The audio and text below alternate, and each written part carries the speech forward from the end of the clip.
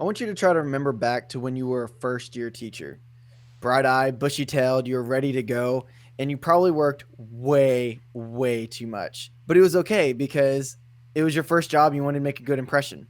Then years go by, and then you realize that there's more to life than just work. That's what we're talking about today, is those pivotal moments in your career that help shape your career and that kind of put you in the trajectory of where you are right now and probably throwing you forward. Welcome to the Teach Bigger podcast.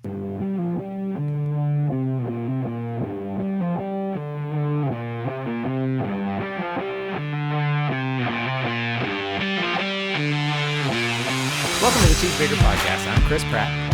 I'm Chris Mosley. And I'm Tyler Lamont. And this episode kicks off season 4 for the Teach Bigger podcast. Can you believe it, guys? We're already in season 4. Moving and shaking. Maybe if you're just tuning in or you're just listening, we do our seasons based on school semesters. So we have one season in the fall and then one season in the spring. So if you're just checking us out, then that's kind of how we divide things up. But I will say we have had 3 other seasons. So if you didn't get an opportunity to listen, then please make sure you subscribe wherever you get your podcast. We're on iTunes, we're on Spotify, or wherever you're listening right now. Clearly, that's where we are. So make sure you subscribe, and that way you get notified every time we put out a new episode. So today, we thought we would kind of take a step back and kick off this season, kind of giving you some insight into our lives and what's really kind of shaped our careers. As teachers, whether you've been teaching 1 month or whether you've been teaching 20 years, you're going to have moments where everything kind of stops and you go, this is why I do it, and this is what I have to do next. So, Mosley, I know that you were going to kind of share with us something that kind of shaped your career. So I'm really interested to hear this. Yeah, I think we should start at the beginning. So, well, first, okay, this is something good to do for all teachers because for the most part, we go, and then you look back and you're like, man, I don't remember like a lot of what happened. But then you're like, okay, I remember certain things I changed after this thing, and this is why I teach the way I do now, how I respond the way I do now. Here's why I don't throw things at kids whenever I get upset, because back in the day, Right. So I'll start from my first year teaching. I had a student, and your first year, you learn a lot about yourself. You learn a lot about students and how to handle with things. Okay. This student was the most defiant student and I think even in my career right now, till this day, okay, this student was the most defiant student. Now, I just have to interject and say I happened to be with Mosley this year. Yeah. This was his first year to teach, yeah. and I had been teaching for a few years, and I had the privilege to be the best mentor he's ever had that year. And so it went really well. And I will concur that I agree. This is probably, in your career and in mine, the most defiant student I've ever seen. And, okay, so anything you would tell the student, it was a female student, and the student was a very bright, like she was a smart student, and she was capable. And it was just like everything you would tell her, she would do the exact opposite. Right. So like if she was already sitting down, like, thank you for sitting. Right. And we would have this positive affirmation thing going, which is something I learned from Brad. Like, we would thank them for doing certain things and get them to, like positive reinforcement. She would like stand up, or she would do like the exact opposite. Thank you for playing your instrument well. She would do something like the exact opposite. Okay. Let me give this perfect example, right? Because we teach band, and so whenever you're teaching band, you've got to sit up tall and have like a good playing position. And she would be like sitting up correctly playing her instrument, but she didn't notice that she was. It was just kind of like what she was doing. And so Mosley might say to the class, like, "Hey, I really like the way everybody's sitting in playing position right now. You guys look really great." She would immediately slump down in her chair. Yeah, that kind of thing, right? And there's instances where, okay, so like we had music stands, and like, can you pick up your music stand and like move it over here? She would drag the stand. It took more effort to do what she was doing than just to pick it up. And I would feel like my blood pressure going up, and Pratt's did too, which it never really did. But like through that student, I had to learn how to deal with people who didn't do what was asked of them, and like in the most blatant way. Until this day, I know this student's name. If I saw her, I would be able to call her, right out. Funny story. Okay. Like out of the thousands of students that I've taught in my first year teaching, I'm about like 11, 12 year teaching now. I saw this student after I left the district, Mm-hmm. and I looked at her and I immediately recognized her. She was like I guess a high school student. And she looks at me, right? And she's like, "Do I know you?" I'm like, "Are you kidding me?" I say, and I called her whole name out, and she was like, "Oh yeah, like, didn't you teach my music class?" I'm Wow. like, "Are you kidding me?" I'm like, "Yes, I did, and you were in my class." And I just kind of put things in perspective there because I it made me realize that they're in their own world. Their perception of like what's going on is way different.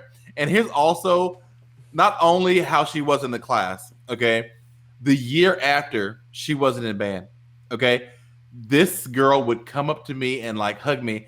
Hey, Mr. Mosley, have a good weekend. And I'm like, what? like what? And it just showed me like it was a thing with the authority, not necessarily me.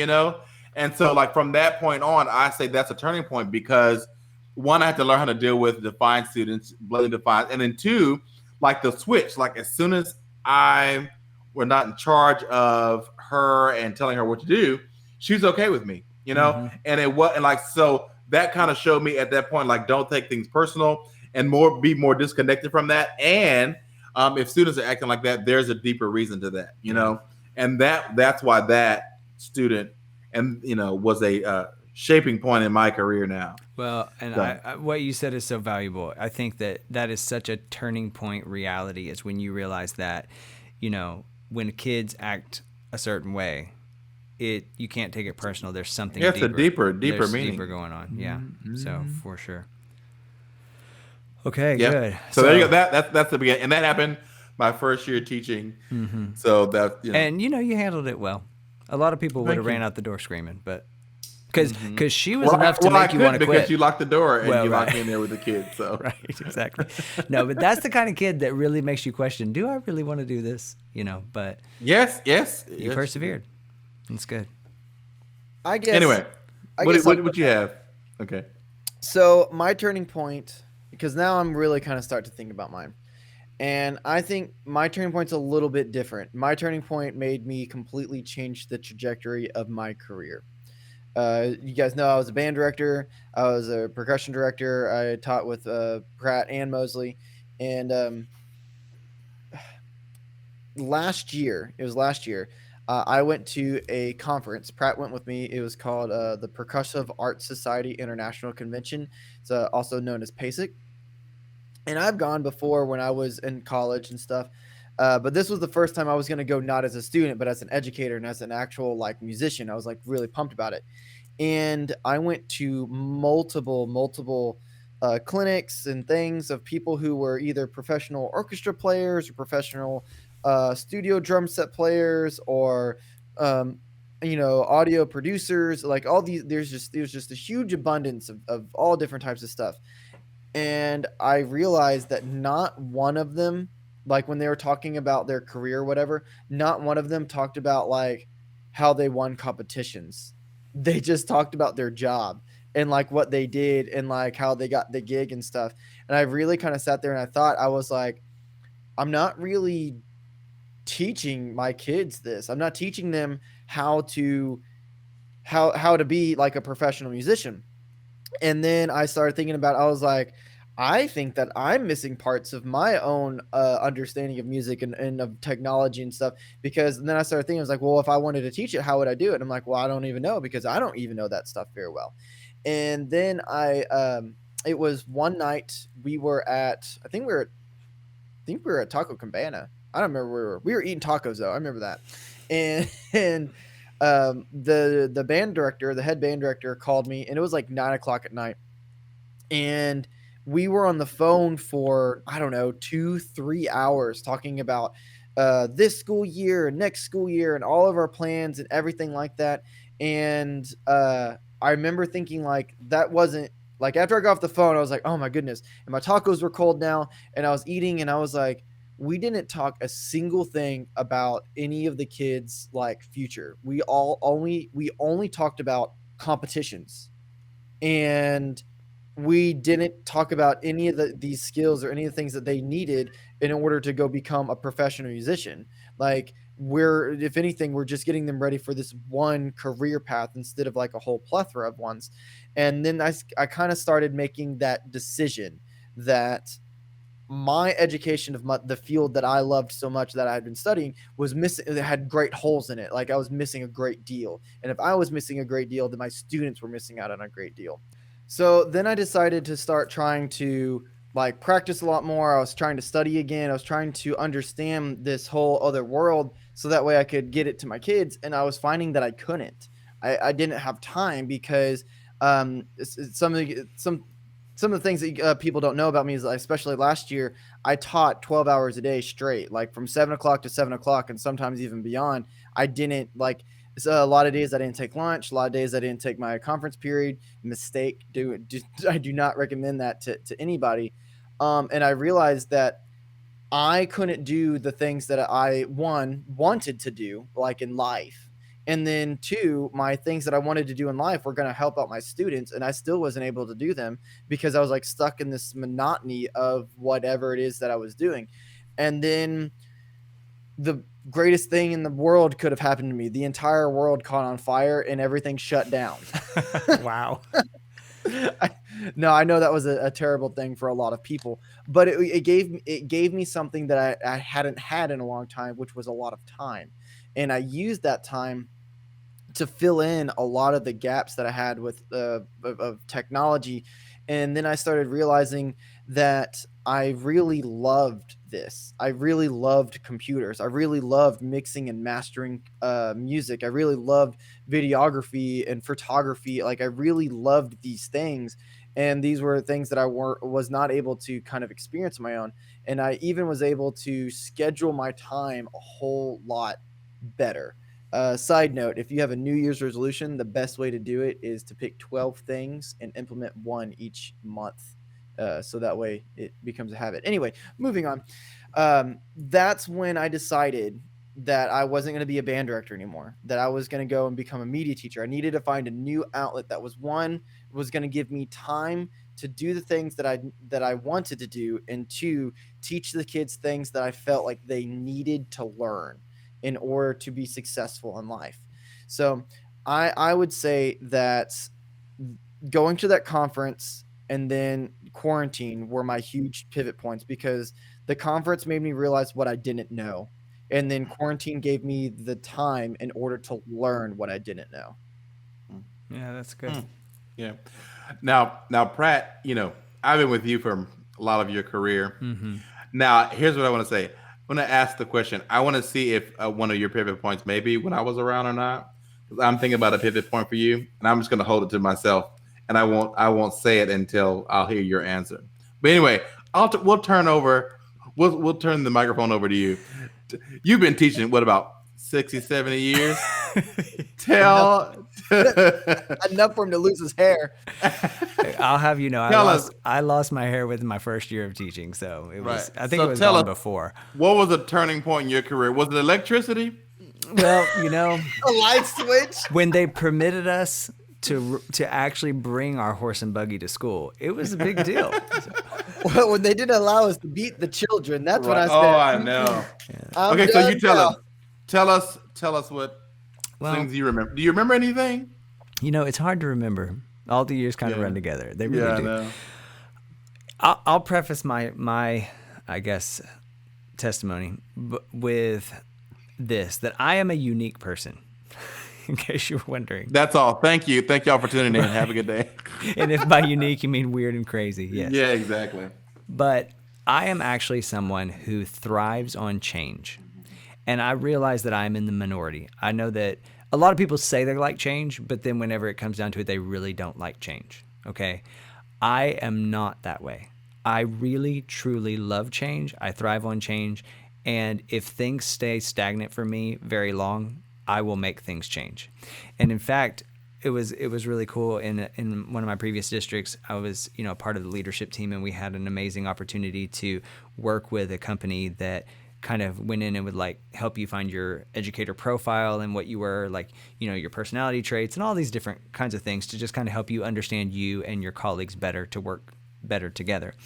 And so one of the things was about change and how well you adapt to change. And so we took like this little test. And whenever the results came back out of the entire leadership team of almost 50 people, it was for the whole district, right? I scored the highest score of everyone for needed change. So like higher than our superintendent, higher than anybody. I was like a lone ranger all by myself saying I work best with change. And it was like really funny because no one was anywhere near me. Not that that's like something to be celebrated. It's just who I am, right? So a lot of my turning points have involved big changes, and that doesn't bother me. In fact, I appreciate it. But I think I can definitely think of 2 or 3. One of them, and probably the first one I've had, where I had kind of that aha moment, is it was actually when I was teaching with you, Mosley, and it was my first year, and I met you, and I decided it was time for a change. No, I'm just kidding. No. And here we are. Right. Here we still are. No, but it was at the same school, and that was a very interesting school. Demographically, I was the minority, and so that was cool to me though, because I pretty much always taught in very rural school, very urban school districts, sorry. And so I was kind of used to being one of the only white guys on this campus. I mean, that wasn't a big deal to me. And I actually connect really well with all kinds of people. I just really enjoyed the diversity and the culture, okay? And so I know how to get along with the best of them, I guess you could say. And we had a lot of kids in that school that were very economically disadvantaged. But you know that because you're told that, but you don't know that like because you've experienced it. Because at school, everyone's wearing a uniform and all kids look equal, right? And, I'm the band director, and so we give them all an instrument. So you just don't know. You don't know what it looks like.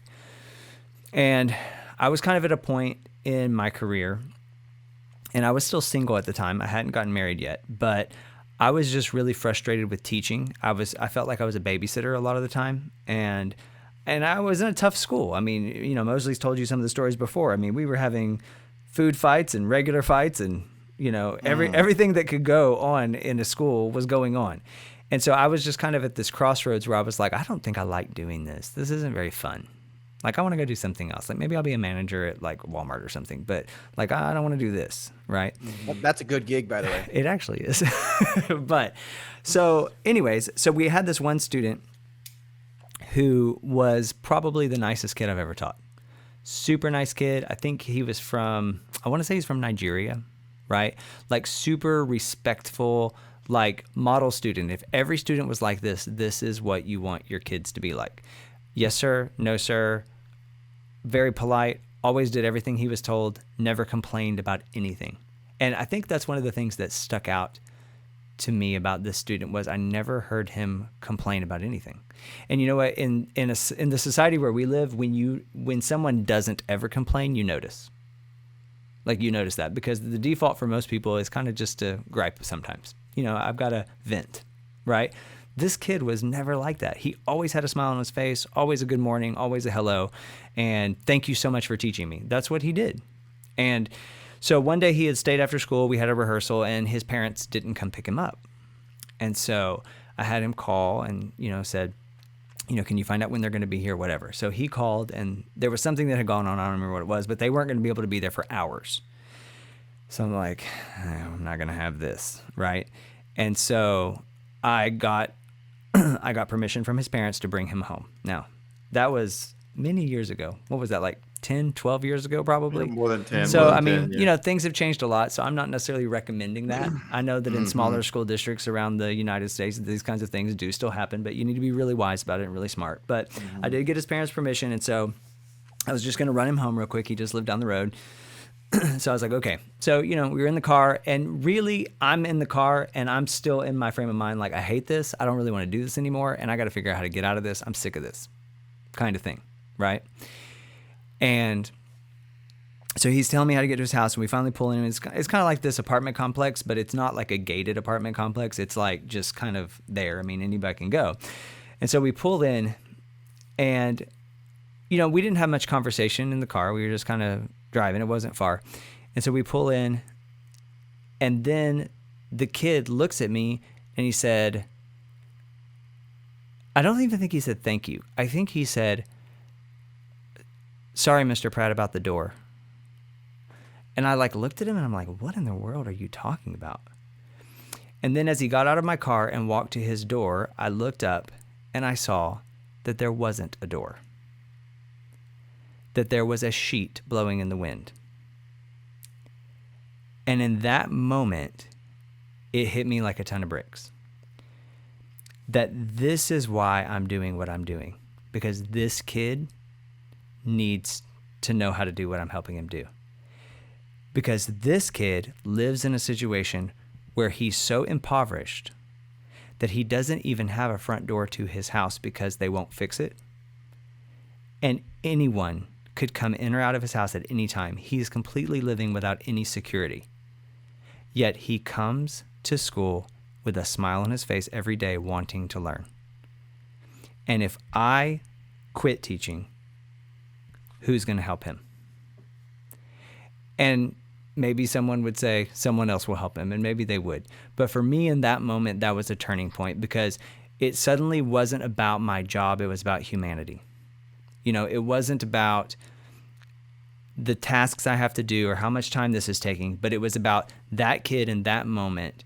And I have an opportunity to help shape his life. And that's why I have to continue to do it. And so I did make the choice to continue to do it. And I did it for several more years. Before then, I did take a little sabbatical and did some other things. And then I came back. And it's always kind of been, and I always have to remind myself, it is about the human part of this, that we are teaching children. We're not teaching a subject, we're teaching children. And sometimes it's really hard to remember that, especially whenever everything comes crashing down and you have so many deadlines and you have so many responsibilities. But at the end of the day, I'm doing this so that I can help people. And yeah, that was kind of my turning point. Mm-hmm. That's a good one. And thank you for your approval. Okay, well, if we're sharing touchy feel-good stories, I got one touchy feel-good story. Okay. And this is probably the pinnacle of my career. It was before I was teaching full-time. I was a lesson teacher, and I don't remember where I was at.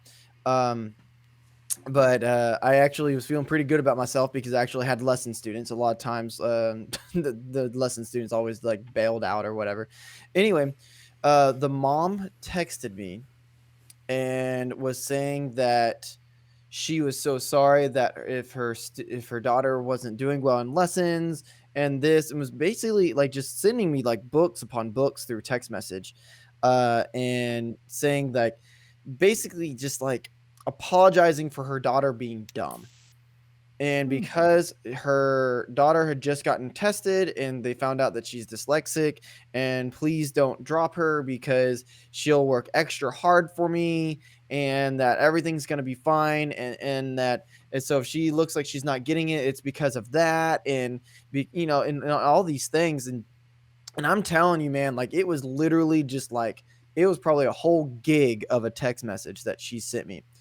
And it was just apologetic. It summed up in, I'm sorry, my daughter's stupid. Please continue to teach her. Wow.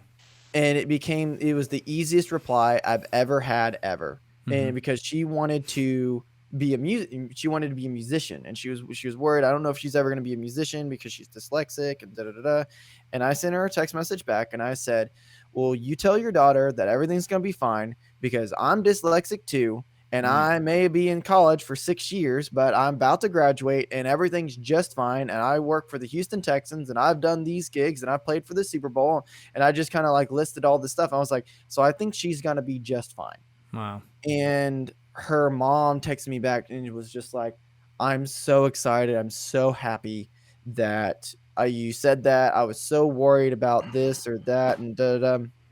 And that always kind of struck me as odd. Like, why would you be worried? Like, what teacher out there, whether they be like a full time educator, private teacher, whatever, what teacher out there would just quit and say, "Nah, you're stupid. I'm not going to teach you anymore." Like, that obviously must have happened to that parent before. Well, either So that that or maybe just the news was so they didn't know how to handle that. Maybe they've never had a disability in their family, and so they were just jumping to the worst conclusion and assumption that, she's, Mhm. because if you've never really dealt with a learning disability before, That's true. you could kind of explode it in your brain and think it is the end of the world. So I don't really know if that was necessarily a turning point for me, but that was definitely like, because I always felt like I was treated differently by all my teachers growing up because of being dyslexic. I always felt like they talked down to me or felt like I was stupid or something like that. Uh, so that was a good little moment. Mm-hmm. The flip side to that is during my student teaching, I had a student. It was a band concert, and they were like, "I need to go get my special music." I was like, "Oh, special music, huh?" And they're like, "Yeah, I need to get my special music. I'm dyslexic, so I have this special music that I need to get." And I was like, "Oh, I'm dyslexic too. I've never had special music before. What kind of special music do you have?" Uh, uh, Mm-hmm. oh, you don't have special music? No. Okay, then go back over there. Right. Mm-hmm. That'll stop him in the tracks, won't it? That's good. Yeah, Yeah. yeah. Yeah. So, So, yeah. Okay. So I have like two things, and I think because we could go on forever. We probably could, but there's two things that I can like think about that help shape the trajectory that I'm on. Um, okay. So one was it's unfortunate, but like I like there were budget cuts that happened in 2011. And then, so at the school that I worked at with Pratt, so I was there 2 years.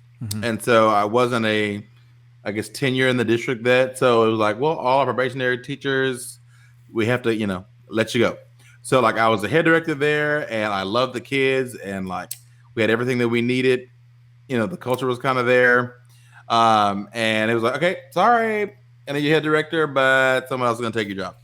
And I have to go work in another district I didn't necessarily want to go in. And so I went there and had to go to a program and teach where there was no culture. Well, there was a culture, but it was not of the culture that of success or like working together, anything like that. So I, I'm a person that believes that things happen for a reason. Listen, if I okay, because I was underqualified for the job that I got, so I'm like, you know what?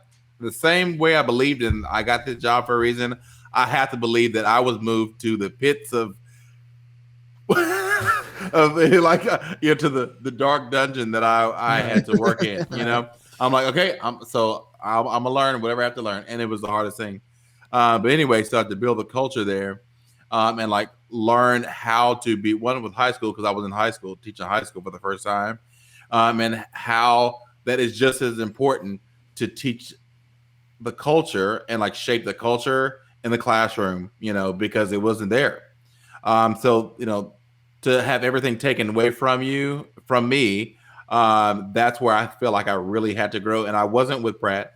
I had to learn how to, come into my own personality, and to take the things that we did and put into my own spin on it to be able to be effective. So for those of you who in your career, you things that thrown at you curveballs where you're like I had a good job and like I'm at this place and I don't know like why am I here? Like my God, why have you forsaken me? You have to look at it like every situation you're learning from, and that you're taking things from this like from the situation that you're in to move forward with, and there's an end result there. Because if I had not gone to the school in a different district where I had nothing, I don't think I would be able to build culture the way that I can now. Yeah. Because I was forced to do it, So that's there, and then it's a lot of other things. I taught choir there too, so that's So that's a huge turning point. That's probably one of the most big, like a huge turning point. And the other turning point, it has to do with like education, but it tied in. Okay, so there was this book that I read. Yes, yeah, I read this book. Okay, I didn't say no, I didn't say anything. I know. Y'all had to like I was check your mic, speechless, check your actually. earphones. Yeah, I Right. did. There's this producer. She's a writer. Her name is Shonda Rhimes. Mm-hmm. Okay, she's responsible. She's an African American writer. She created shows, Scandal. Another show Oh, is yeah. How to Get Away with Murder, Mm-hmm. and Grey's Anatomy, like some of the Big top names. shows. Anyway, Yeah. Mm-hmm. yeah, big name shows, and they're all on like Thursday nights. Like they were all on Thursday nights. Like she took up the whole lineup on Thursday night. Anyway, she wrote a book called Year of Yes. Okay, she's a super talented lady. Like obviously she's able to create all of these worlds, and she's super busy, like nonstop. Okay, and she said that like working was easy for her. She had a hum, and like when she was working, it would just come easy, and she had this hum that was going, and then she was able to do it for hours and hours and hours. All right, and then it was a stopping point in her life where she would say no to a lot of things that were not like work, and things that would scare her. Uh, and she stopped pouring into herself, and it was just work. Her sister, like, she was invited to something one time, and her sister said something to her at Thanksgiving. It was saying like, you never say yes to anything, and it stopped her. She was like, what? So for a year, what she did was she decided to say yes to things that scared her, and yes to herself, and pour back in, because she got to a point where she didn't hear the hum anymore. She was not able to write, and so she wanted to pour back into herself. And so that book is great. She did a lot of things that year. She like gave a graduation speech. She lost over 100 pounds, and she like did everything. And she realized how her life changed. So I took from that. I did the same thing. Like I started doing things that I wouldn't normally do or would say no to automatically, and started pouring to myself even more. And then I realized that I was able to give more, because and as educators, we give and give and give, and if you don't pour into yourself, then you have nothing to give, and you wonder why you burn out and you hate your job. So I took that year, and I lost weight too. I think that's the year that I finished grad school, and it's like a whole bunch of things in that year. I can say there's a turning point in my life, which helped education, helped me become a better teacher. I started to pour into myself and do things that helped refuel me, because I was always giving. So that was a huge point too. Yeah, and that's to teachers everywhere. Like, find things that you can pour into yourself that have absolutely nothing to do with work. Things that you like to do that get you excited, that will help refuel you as a person, so you can help give to those students, because you have to do that, because if you keep depositing and and you always have these withdrawals, you'll be on empty. So that was a big point, and that helped me now. Well, so those are pretty much it. That's really good words for 2021, because I feel like that we have people listening that are they've run themselves ragged between, virtual learning and digital teaching and technologying it up and teaching regular classes and all the things we have to do. And I mean, that probably brings me to my final thought. And Mosley, you could probably interject on this a little, because I think, and this might be a good thing too, is what happens to us and those turning points in our lives, they also affect the ones that are around us and that are close to us, And I know for me, like I said before, it was kind of about the humanity of it. And then several years down the road, I really hit that point again, but in a different way. And it was with my own family. Because when I first started teaching, obviously I wasn't married, I didn't have kids, and I waited until much later in life to get married and have kids. And so I really got used to my career was all I was doing, And then once I got married and had my first child, things really changed, because suddenly I realized I was working between 12 and 16-hour days every day, 6 days a week. And that started to really take a toll. And so I remember, again, we were at a different district, but Mosley and I were working together again. And Tyler was around at that point too, which is good. Yeah. And and I just remember getting to a point of burnout, to the point where I realized when my wife said to me that she felt like a single parent, and that I realized that for months I was never seeing my daughter because of sleep schedules. So when I would get home, she'd be asleep. When I would leave, she'd be asleep.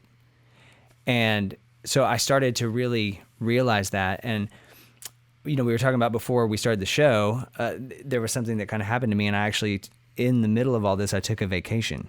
And it was the first vacation I had taken since I had been married. And it was literally like, I don't know, 3 or 4 years into my marriage. And that was really a different experience for me. And when I came back, I realized I have to change because I'm missing everything. I'm just missing everything. And I don't know if you guys want to interject, because I feel like y'all remember this more than I do, because I remember it perfectly. Well, because look, I remember the whole life decision, and I remember the gravity of it, but I don't remember the details of what exactly happened. So maybe I remember. Okay, and here's the thing, and here's how good I am. Okay, I knew that when you were leaving and you took the vacation, I said when he comes back, he's going to be different. And here's why. Because when you're in the thick of it and you're going and going and going, you don't stop and you don't realize you have to take a step back sometimes. And you took the perfect vacation, which is a cruise, which it forces you to slow down. You don't have to plan. You don't have to be in logistics planner mode. Yeah, things are done for you. You get just a chance to relax, but you also work a 12-month contract. Yeah, that's true. And I was like, no, I don't want to work. I don't. And you tried to get me to do it. I said, no, I don't want to work that 12-month contract. I need the time off because I need to reset and go and, do whatever. So I can like my job, but I remember that you left, and I also took the week off too. Whenever you left, I remember I had 1 day or 2 days or something like that. You left. So here's also the thing. You planned to do professional development that day or something like that, and I had to fill in, and so I had to do the professional development that day for him when he was gone. And then I rewarded myself because then I left after that, and I didn't I took a vacation also, and I came back. But I remember you coming back, and just you normally operate in head down, go. This is the list. But you talked about the vacation, and then you just talked about your family and how much fun you had, and then it was I'm burning myself out. I'm missing so much. And then I told you, I thought you were gonna leave there. I'm listen, you jumped out of my career. I'd like to thank you for my master's because I went there to work with you. Right. We just worked so well together, and I didn't want to take over that district because I don't believe that was a fit for me. And you were talking about doing other things, you applied to other places you were just you were okay with being an assistant somewhere, Yeah. And you said, I just, somewhere where I can work less, work less and, go there, teach the kids and maybe not have all the responsibilities that I have right now. And you were you were putting in applications left and right. And I said, he's going to get a job somewhere else and I will not be here by myself. And so I kicked it up into gear too. And then that's whenever I got, left to go pursue my master's there. But that was a huge turning point, and I knew it. And I was really happy because you work nonstop.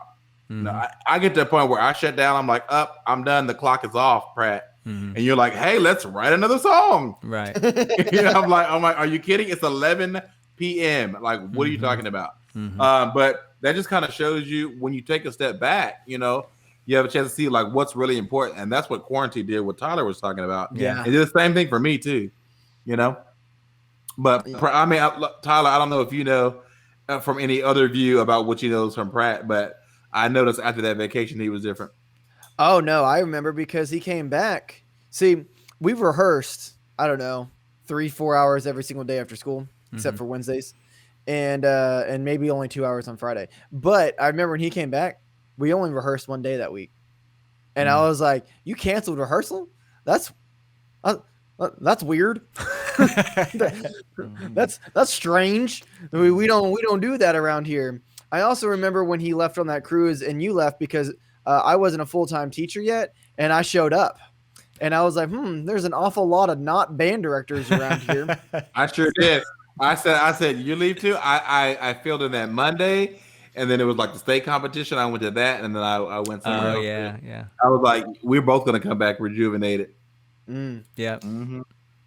But it's just what happens whenever you stop and then realize, like, one, it's just a job. Two, because if you were to like die or whatever, they will replace you within a week after, the day after your funeral. Yeah. And like if it was something that happened where like quarantine, I showed you, then what was happening? You have your job with you, like what's the state of you then? Yeah. And you talk about what band, like we as musicians, we're super serious. And Pratt, you said this, and band directors, once you look at it, we're like, this is serious, and it is, but you're like, they're kids and they're blowing air through tubes, and and whenever you say that, like, you look at him like, why am I getting so mad over this? Like, if we mess up, whatever, it's just kids blowing air through tubes and banging on things. Like, at the end of the day, this is not, at the end of the day, it's a beautiful thing. Right. But, like, why am I going to be stressed out about this? Whatever, like, get back now. It's like, it's kids blowing air through. It's just blowing air through tubes. That's all we're doing. So. I'm glad that you said it. So I think it was the first football game, because now I'm the media teacher. I take care of the Jumbotron at the football game. And as I was walking to the field on Friday, of course I get there like way early. The band's rehearsing, and I hear the band director like yelling at the kids.